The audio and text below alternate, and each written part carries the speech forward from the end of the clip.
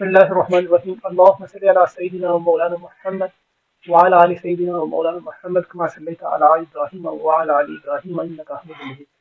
जी viewers, आज मैं देख रहा था बिलावल भुट्टो जरदारी ईवान में खताब फरमा रहा था। ये वो लोग हैं जो क्रेडिट लेते हैं कि हम आइन के खालिक हैं। बिलाशुबा 1973 में जनाब जुल्फ़िकार अली भुट्टो साहब की हुकूमत थी और उस हुकूमत में ये आइन बना, उन्हें क्रेडिट लेना चाहिए। और एक खुशी की बात यह भी है कि आज मैंने उनकी तकरीर देखी तो थोड़ी बेहतर, पहले से बेहतर महसूस हुई। अगर से अदायगी उनसे हो नहीं सकती, वो यहाँ के जम्पल नहीं है, इसलिए उनकी अदायगी तो ऐसी हो नहीं सकती जो सलीस उर्दू हो, लेकिन फिर भी बेहतर थी। आज मेरे वो दोस्त, जितने भी मेरे कोलीग्स हैं जो पीपल्स पार्टी के सपोर्टर्स हैं, हार्ड हिटर्स हैं, डाई हार्ट हैं पीपल्स पार्टी के, वो बहुत खुश होंगे कि बड़ी जबरदस्त चेयरमैन बिलावल भुट्टो ने तकरीर की ईवान में, और क्या क्या बातें की उन्होंने। लेकिन उस खताब में इतने लूप होल्स थे, इतने तजादात थे कि चंद एक का जिक्र मैं यहाँ कर सकूंगा। उन्होंने फरमाया कि हमने एक दूसरे के खिलाफ केसेस बनाए, यानी वो माने कि नवाज शरीफ के खिलाफ हमने बनाए, नवाज शरीफ ने हमारे खिलाफ बनाए। पहले हम आपस में बनाते रहे केसेस और करते रहे ये सारा काम, फिर हमने होश के नाखुन लिए और हमने मिसाके जमहूरियत की, चार्टर ऑफ डेमोक्रेसी किया। उसके बाद जमहूरियत पली बड़ी और आगे चली।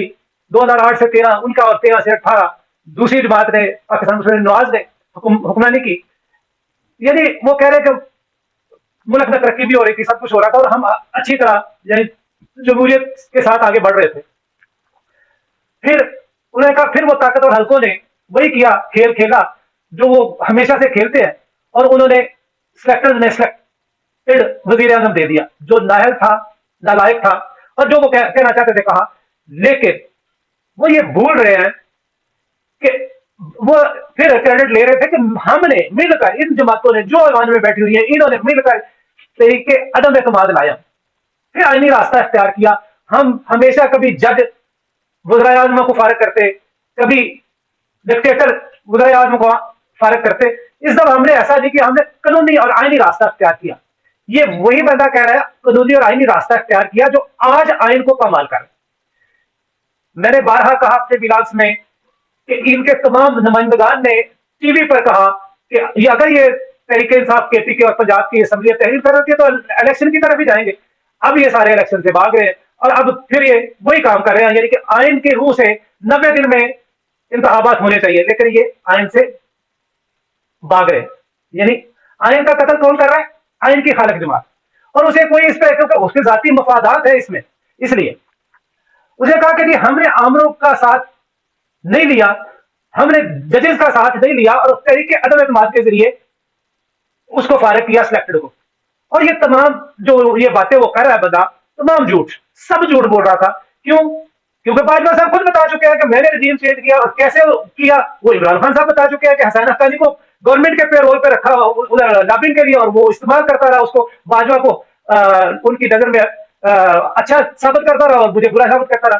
तो इस तरह वो लॉबिंग करता रहा, और इस तरह उन्होंने फिर वो साइफर का जिक्र आ जाता है कि उन्होंने भेजा कि जी तरीके अदम एतमाद कामयाब होनी चाहिए, और अगले ही दिन तरीके अदम एतमाद स्टेबल भी हो गई। और फिर मैं बारहा कह चुका हूँ, शाहिद खान अब्बासी और दूसरे जितने भी सीनियर लीडर्स हैं वो कह चुके कि तहरीक अदम एतमाद पाकिस्तान में एस्टेब्लिशमेंट की मर्जी के बगैर कामयाब होती नहीं। ये इसे भी बिलावल भुट्टो को भी पता है और ये मानते भी हैं, लेकिन इस वक्त उसका जिक्र नहीं, वो क्रेडिट ले रहा है कि हमने किया। ऐसा नहीं, टोटल झूठ। बाजवा साहब ने सारी प्लान किया, इन लोगों को इकट्ठा किया। अभी तक भी ये सारी जमातें जो ईवान में बैठी हुई थी, जो ये क्रेडिट ले रहा था बंदा, ये इतना ज्यादा झूठ बोल रहा है कि इसे खुद पता है कि इनकी एलपी अगर आज भी उतार दी गई, और अगर इनकी बातों पे जो ये बातें कर रहा था ईवान में, ये चूंकि अपने लोगों को मजबूत करने के लिए कर रहा था, इसलिए ताकतवर हल्के अभी भी इनकी पुष्ट बनाई नहीं छोड़ रहे। जिन्होंने ये एलपी इनमें लगाई हुई है वो अभी भी ये एलपी खत्म नहीं कर रहे, या उसको ताकत जो फराहम कर रहे हैं वो पीछे अपनी ताकत को विड्रॉ नहीं कर रहे। वो कहते हैं कि बाजवा साहब ने कह दिया कि हमने एतराफ कर लिया कि हमने हमेशा सियासत में हिस्सा लिया, मुदाखलत की, लेकिन अब हम न्यूट्रल हो गए, अब सियासत से अपने आप को अलग कर लिया। इस तरह हमने तहरीक अदम एतमाद के लिए उसको घर भेजा। मुकम्मल झूठ। वो शायद मित्रा के इंटरव्यू जो उसको दिया वो देख ले, उसके आज तक की बाकियात तो अभी तक जो इनको सपोर्ट कर रही है, जिसकी वजह से ये अभी तक बज़ाहिर इन्होंने आकर किया क्या, पीडीएम की हुकूमत ने किया क्या, इसने किया ये आए तो अवाम के लिए, अवाम का दर्द रखते थे और कहते थे कि अवाम को उसने पीस दिया, महंगाई कर दी, ये कर दिया। तो अभी 1 साल होने को तकरीबन 10-12 दिन बाकी है। तो ये बंदे इन्होंने आते साथ काम क्या किया था। सबसे पहले इन्होंने ओवरसीज पाकिस्तानियों को वोट का हक देने से इनकारी हुए, उस बिल को खत्म किया। क्यों? क्योंकि इन्हें पता था 90 to 98% ओवरसीज पाकिस्तानी इमरान खान के फैन है, इसलिए वो तो उसी को वोट देंगे तो हम हार जाएंगे, और उससे जो जितनी कॉन्स्टिट्यूएंसी उनके असर में आती है वो 50 से 100 कॉन्स्टिट्यूएंसी तो वो जीता देता है। दूसरी, इलेक्ट्रॉनिक वोटिंग मशीन ईवीएम, ये इन्होंने खत्म की। क्यों? इन्हें पता था कि उससे धांधली रुक जाएगी। जैसे ही टाइम पोलिंग का खत्म होगा, रिजल्ट अनाउंस हो जाएगा, तो जो प्री पोल रिगिंग और ड्यूरिंग पोल रिगिंग ये करते हैं ये अदारे, यहां पे ये अकेले नहीं थे, ये 12-14 जमातें अकेली नहीं थी इस काम को खत्म करने के लिए। इस काम में इनके जो सहूलतकार है, जो ताकतवर हल्के हैं, वो इनसे भी ज्यादा इस काम में शामिल थे। क्यों? क्योंकि वो हमेशा मैनिपुलेट करते हैं, यही जो बातें ये कह रहे थे कि मैनिपुलेट है, वाकई ये मैनिपुलेट करते हैं, और पार्टियों को इतनी ताकत आने नहीं देते कि वो किसी यानी अपने एजेंडे पर, अपने मंशूर पर काम कर सके।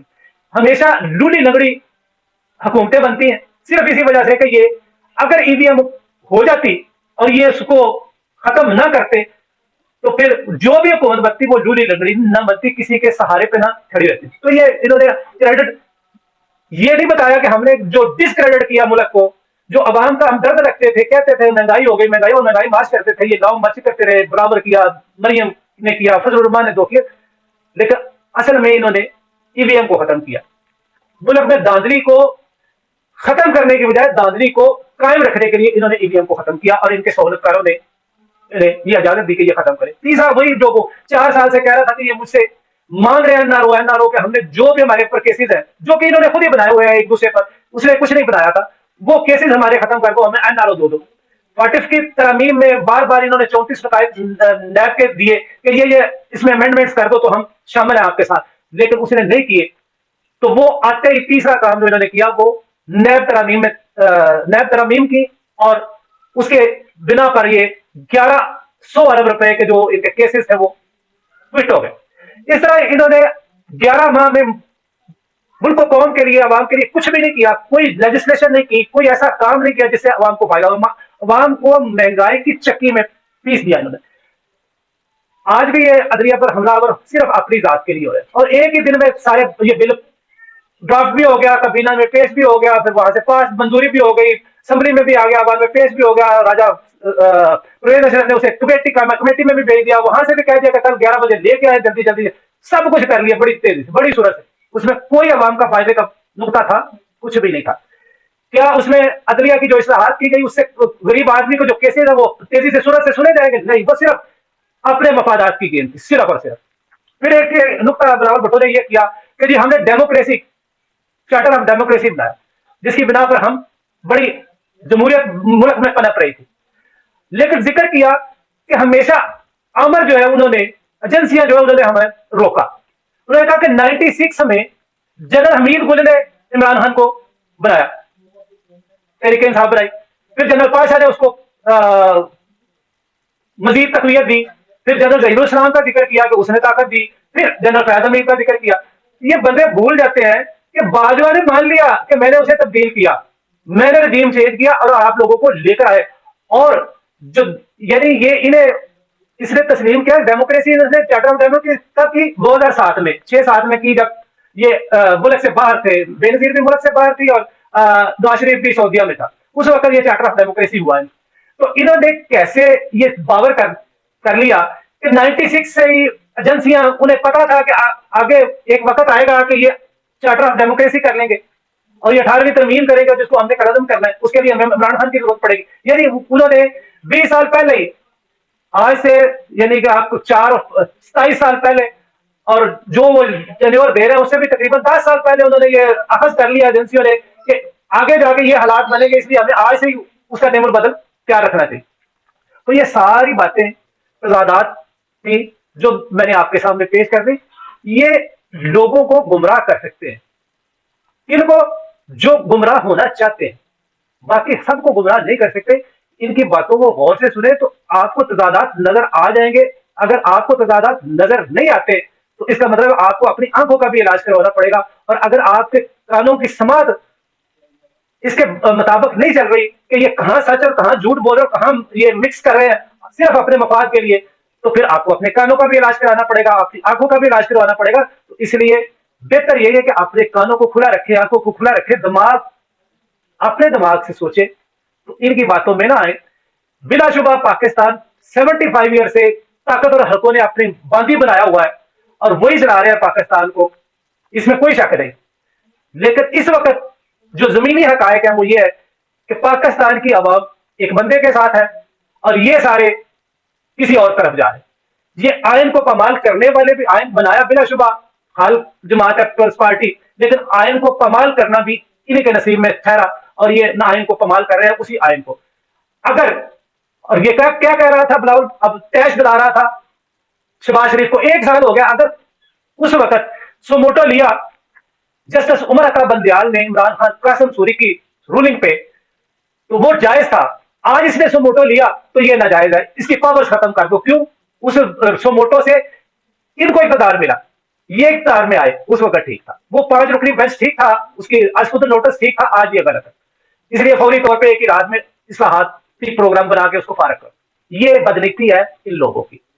ये आधा तीतर आधा बटेर, ये झूठ बोलते हैं।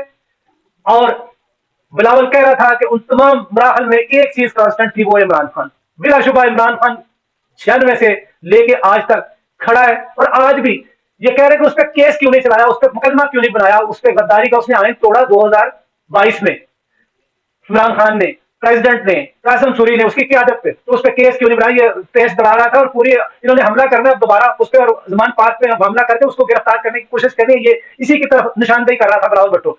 तो ये भूल रहा है 143 मुकदमा ऑलरेडी उस पर इसी हुकूमत ने, इन्हीं लोगों ने बनाए हैं और 11 माह में बनाए हैं।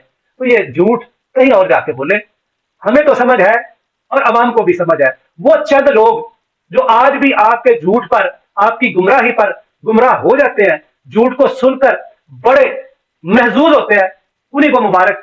अब तक की इतनी दुआ में याद रखिएगा, मजीद खबरें हैं इंशाल्लाह वो आपके साथ शेयर करूंगा। अपने चैनल को भी याद रखें, सब्सक्राइब करें, कमेंट्स करें, लाइक करें और दोस्तों के ग्रुप में इसे शेयर भी करें। अल्लाह हाफिज।